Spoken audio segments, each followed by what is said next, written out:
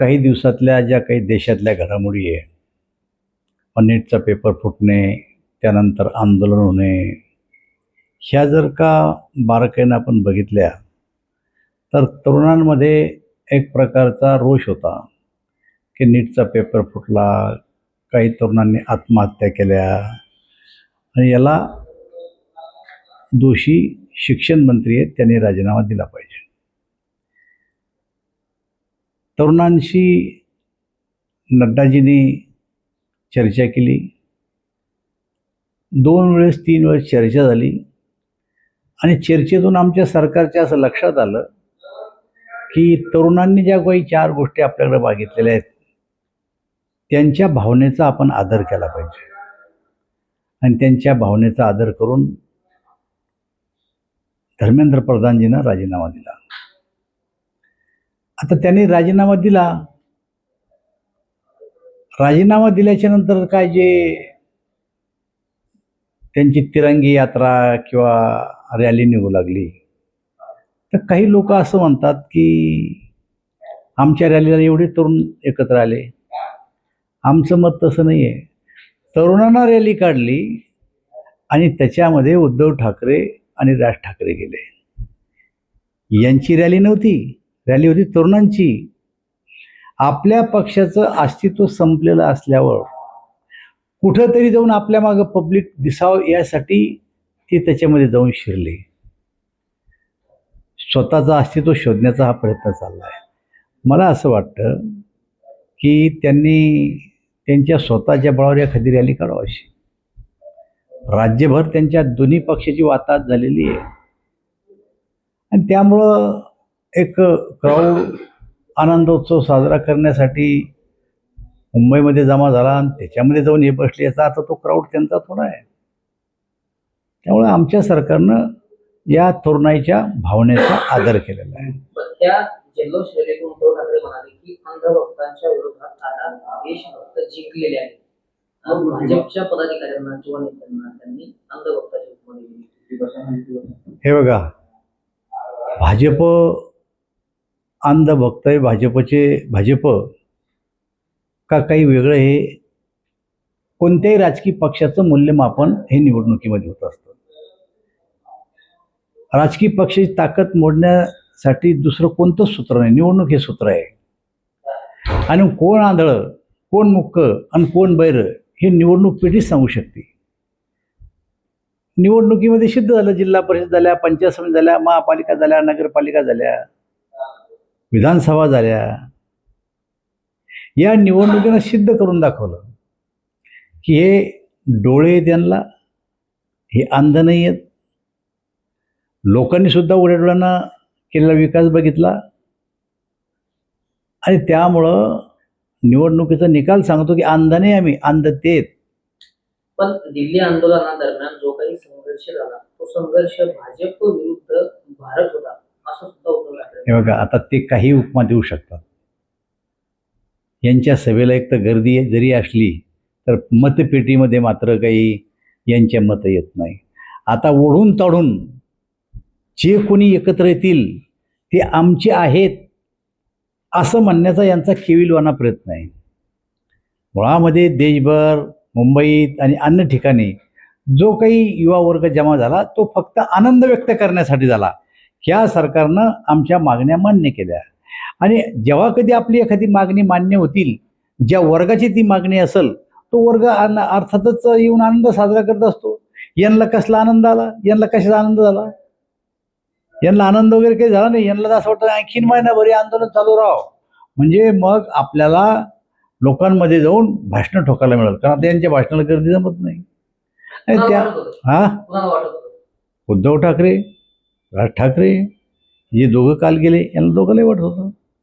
पण राहुल गांधी सुद्धा बोलले की या दिल्लीमध्ये ज्या काही घटना घडलेल्या आहेत त्याला सर्वस्वी जबाबदार अमित शहा आहेत बोलले राहुल गांधी. हे बघा, ते देशाचे गृहमंत्री आहेत आणि राहुल गांधी विरोधी पक्षनेते आहेत. आपल्याला माहिती आहे की सरकार ज्याचं असतं त्याच्यावर टीका करणारे लोक असतात अनेक, आणि त्यामुळं राहुल गांधी हे अमित भाईवर टीका करतात. पण ज्या पद्धतीनं हे आंदोलन हाताळलं गेलं त्यामध्ये अमित भाई असतील, नड्डाजी असतील, मोदीजी असतील, यांनी अत्यंत संयमानं हे आंदोलन हाताळलेलं आहे. ही गोष्ट लक्षात घ्या. याच्यामध्ये एखादी गोष्ट जर मान्य नसती केली तर मग म्हणता आलं असतं की या आंदोलनाच्या पाठीमाग कोणाचा हात आहे. हे तर संयमानं हाताळलं आणि तरुण वर्गाच्या भावनेची आदर राखला. याच्यामध्ये कोणाचा हात असण्याचं काय कारण आहे? पण संजय राऊत यांनी एक मोठा दावा केला आहे की अमित शहा यांना स्वतः पंतप्रधान व्हायचं आहे. मोदींना पंतप्रधान पदावरून हटवण्यासाठी त्यांचं षडयंत्र सुरू आहे असं संजय राऊत म्हणतात. आता भारतीय जनता पार्टीमध्ये प्रधानमंत्री कोणा व्हाव, मंत्री कोणा व्हाव, भाजपचा अध्यक्ष कोणा व्हाव, आमच्या राज्यामध्ये राज्यपाल कोणा याव, हे संजय राऊत जर ठरवायला लागले तर त्यांना आमच्या पार्टी कार्यालयामध्ये एखादी कारकुनाची नोकरी द्यावं लागेल. त्यांनी टिप्पणी सादर करावं आमच्या नेत्याकडं आणि मग नेत्यांनी हाव नाही म्हणावं. ते आमच्या ऑफिसचे कारकून बी नाही आहे.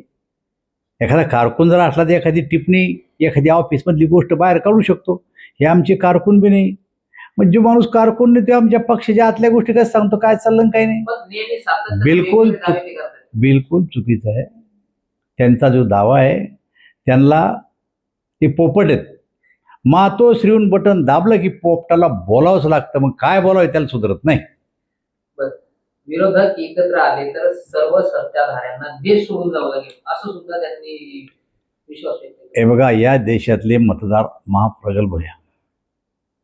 देशाला जेव्हा स्वातंत्र्य मिळालं आणि आपण लोकशाही प्रणाली स्वीकारली तेव्हा जगाच्या पाठीवरच्या अनेक देशाला असं वाटत होतं की 150 वर्षे पारतंत्र्यात आलेले लोक आहेत, शिक्षण कमी आहे आणि निवडणुकीमध्ये यांना आता मतदान करायचं पडला. हे कसं मतदान करतील, नावावर येईल तर लिखता वाचता येत नाही म्हणून चिन्ह आलंय. मग चिन्ह म्हणलं की वाचायची गरज नाही. त्या परिस्थितीमध्ये आमच्या लोकांनी मतदान केलंय. आमच्या लोकांनी त्या परिस्थितीत मतदान केलंय आणि त्याच्यामुळं या लोकांनी आता जे काही प्रश्न आमच्यासाठी उपस्थित करतात. काय विचारलं तुम्ही मला? काय विचारलं? विरोधक एकत्र आले की विरोधक एकत्र आले तर सत्ताधाऱ्यांना मी तुम्हाला विचारलं, विरोधक एकत्र आले तर सत्ताधाऱ्यांना देश सोडून द्यावा लागेल. जरा हिस्ट्री पहा या देशाची. जेव्हा जेव्हा विरोधी पक्ष एकत्र आला त्यावेळेस 5 वर्ष कधी राज्य केलं नाही. मोरारजी देसाईला काँग्रेसमधून आले, पंतप्रधान झाले, 5 वर्ष सरकार चाललं नाही. मग चरणसिंग प्रधानमंत्री झाले, 5 वर्ष सरकार चाललं नाही. चंद्रशेखर प्रधानमंत्री झाले, 5 वर्ष सरकार चाललं नाही. देवेगौडा प्रधानमंत्री झाले, 5 वर्ष सरकार चाललं नाही.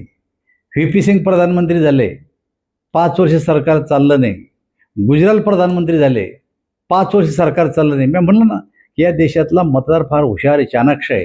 त्यांना माहिती आहे हे फक्त 2-3 महिन्यापुरतं एकत्र येतात. लोकसभेत एकत्र आले, विधानसभेत फुटले. विधानसभेत काही राहिले ते जिल्हा परिषदेमध्ये फुटले. जे जिल्हा परिषदेमध्ये एकत्र राहिले ते महापालिकेमध्ये फुटले. आज काय स्थिती मला याची सांगा बरं तुम्ही. आज काय स्थिती आहे? थोडे दिवस थांबा आणखीन. म्हणजे थोडक्यात तुम्हाला असं म्हणायचं आहे का की सगळे एकत्र आले तर फार काळ टिकत नाही? ठीक, मी मागची उदाहरणं सांगितलं तुम्हाला. हे एकत्र येऊ शकत नाही. हे एकत्र येऊ शकत नाही. त्याचं कारण की याला सगळ्याला सत्ता पाहिजे. सत्ता यांच्यापासून फार दूर आहे. आणि जे राऊत सांगतात ना की विरोधक एकत्र आले नाही, देवेंद्रजी केंद्रात जाणार आहे, शिक्षण मंत्री होणार आहे, त्याचं कारण आहे त्यांना माहिती आहे जोपर्यंत देवेंद्र फडणवीस महाराष्ट्रात आहे तोपर्यंत आमची सत्ता येणं शक्य नाही. त्यामुळे ते रोज असं काही ना काही मीडियासमोर जाऊन सांगतात. देवेंद्रजीनं स्पष्ट केलं की मी महाराष्ट्रातच राहणार आहे आणि वरच्या नेतृत्वानं अशा प्रकारचे कुठलंही त्यांना संकेत दिलेले नाही. त्यामुळं पूर्ण 5 वर्ष देवेंद्र फडणवीस या राज्याचे मुख्यमंत्री राहणार आणि पुन्हा या राज्यात भाजपचं आणि आमच्या मित्र पक्षाचं सरकार येणार. पण आज त्यांनी एक महत्त्वाचं विधान केले की ज्यावेळी एकनाथ शिंदे मुख्यमंत्री होते त्यावेळी मोदी शहांनीच फडणवीसांना आदेश दिले होते की तुम्ही हवालदार व्हा म्हणून. असं खोटं केलं त्यांनी. त्यांना काय बोलता? संजय राऊताच्या हार बोलण्यावर उत्तर देणं म्हणजे आपल्या तोंडाचा खराबा करून घेणं आहे. ते काही बोलते उत्तर असं थोडं की त्यांच्या सगळ्या बोलणं उत्तर दिलं पाहिजे. पण त्या- रोज रोज नव्यानं काहीतरी दावे करतायत किंवा नाव न करणार काय, बटन दबतं ना मातोश्रीहून बटन दबलं रे की यांना बोलावंच लागतं. हे फोपट आहे, स्वतःचं काही नाही. जेवढी चाबी भरली तेवढे बोलते ते. त्यामुळं यांच्या बोलण्याचं फार गांभीर्य घेऊ नका आणि त्यांच्या सगळ्या बोलण्याला उत्तर द्यायची गरज नाही.